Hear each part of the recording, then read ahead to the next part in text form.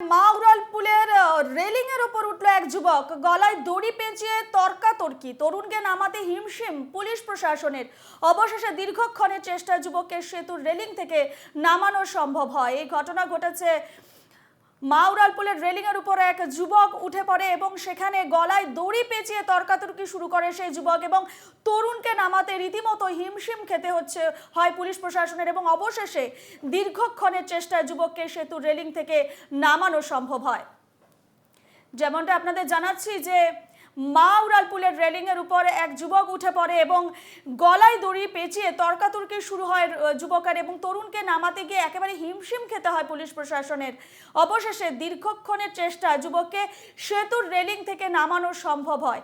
এ নিয়ে আমরা সরাসরি কথা বলবো। আমাদের সঙ্গে রয়েছেন আমাদের প্রতিনিধি দেবরাজ হালদার। দেবরাজ, যেই ঘটনা ঘটেছে মাউরালপুলে এবং যেমনটা জানা যাচ্ছে যে এক যুবক গলায় দড়ি পেঁচিয়ে তর্কাতর্কি করে শুরু করে, কেন তার এই পদক্ষেপ কি জানতে পারছো?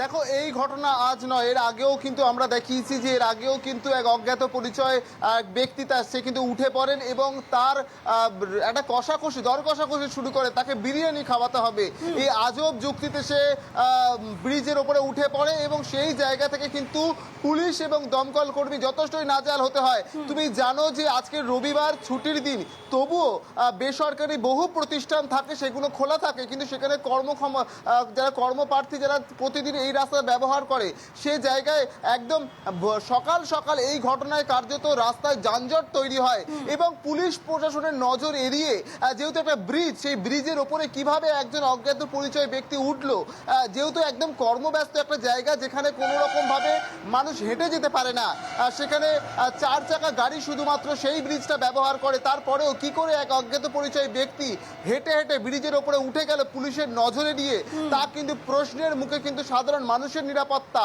এবং অন্যদিকে তোমাকে বলবো যে এই ব্যক্তি মূলত মানসিক ভারসাম্যহীন এক ব্যক্তি, তাকে আমরা প্রশ্ন করেছিলাম, তিনি বলছে তার নাম আনোয়ার এবং তিনি আজব সময় আজব যুক্তি দিচ্ছে। তার উঠে যাওয়ার কারণ আমরা যখন সংবাদ মাধ্যম জানতে চাই, সে কিন্তু নির্দিষ্ট করে কোনো কিছু বলতে পারছে না।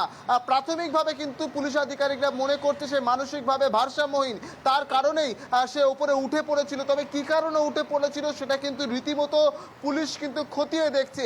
তবে একটা প্রশ্ন কিন্তু বারবার উঠছে, যে কোনো সময় কিন্তু বড়সড় দুর্ঘটনা হতে পারতো, কারণ ব্রিজ থেকে কিন্তু নিচের দূরত্ব প্রায় অনেকটাই এবং নিচে পার্ক সার্কাস রেলওয়ে স্টেশন, ওপরে ব্রিজ এবং যথেষ্ট পরিমাণে গাড়ি যাতায়াত করে এবং প্রচুর স্পিডে গাড়ি যাতায়াত করে ব্রিজের ওপরে।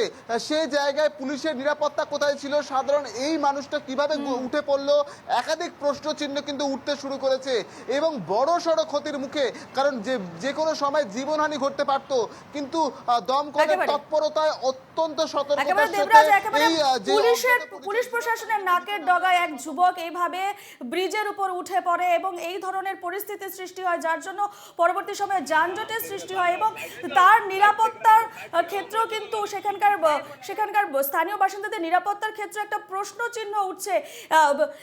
বর্তমান সে কোথায় রয়েছে এবং তাকে নামানোর ক্ষেত্রে পুলিশ প্রশাসন কি ব্যবস্থা নেয়? দেখো, নামানোর ক্ষেত্রে দমকল আধিকারিকরা ঘটনাস্থলে আসে এবং পুলিশ প্রশাসন এবং দমকল কর্মীদের যৌথ চেষ্টায় ল্যাডার দিয়ে ব্রিজের সঙ্গে সেট করা হয়। তারপর ধীরে ধীরে পেছন থেকে দমকল কর্মীরা তাকে নিয়ে গিয়ে জাপটে ধরে এবং তারপর তাকে কোনো রকম ভাবে বুঝিয়ে ব্রিজ থেকে নিচে নামানো হয়। অর্থাৎ এটা করতে যথেষ্টই কিন্তু বেগ পেতে হয়, কোনো রকম অসতর্কতা নিলে যে কোনো সময় বড় সড় দুর্ঘটনা ঘটতে পারত এবং সে আচমকায় ঝাঁপ দিলে সে কিন্তু মৃত্যু নিশ্চিত হতো। সেই জায়গা থেকে যথেষ্ট চ্যালেঞ্জের মুখে দাঁড়িয়ে এই দমকল কর্মী এবং পুলিশের যৌথ প্রচেষ্টায় তাকে কিন্তু রেস্কিউ করা সম্ভব হয়েছে।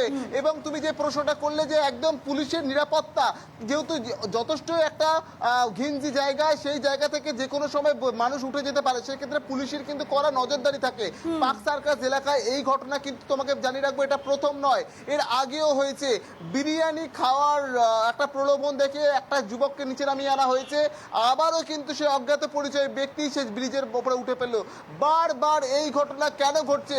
পুলিশের নিরাপত্তা কোথায়? কেন এই জায়গা থেকে সাধারণ মানুষ কিন্তু খুব একটা যাতায়াত করে না? সেই জায়গা থেকে একটা মানুষও যদি ওঠে তাহলে তার কিন্তু নজর এড়িয়ে ওঠাটা কিন্তু খুব মুশকিল, কারণ 4 চাকা গাড়ি কিন্তু এই ব্রিজটা ব্যবহার করে। অন্য কোনো সাধারণ মানুষ পায়ে হেঁটে বা সাইকেল বা 2 চাকার গাড়ি এই ব্রিজ ব্যবহার করে না। তারপরেও কিভাবে উঠলো? কিন্তু এই অজ্ঞাত পরিচয় ব্যক্তির নাম যেটা জানা গেছে আনোয়ার, তিনি কোথায় থাকে তাকে এখনো পর্যন্ত জানা যায়নি। তবে পুলিশ কিন্তু খবর নিচ্ছে কি কারণে উঠলো, তার পেছনে অন্য কোনো অভিসন্ধি আছে কিনা, সে মানসিকভাবে ভারসাম্য কিনা, এই একেবারে। একাধিক পুরো বিষয় কিন্তু বিষয়টা এখন পুলিশ তদন্ত রীতিমতো সাপেক্ষ। খতিয়ে ধন্যবাদ দেখা তোমাকে শুরু করেছে। দেবরাজ। তাকে রেস্কিউ করে তাকে কিন্তু আপাতত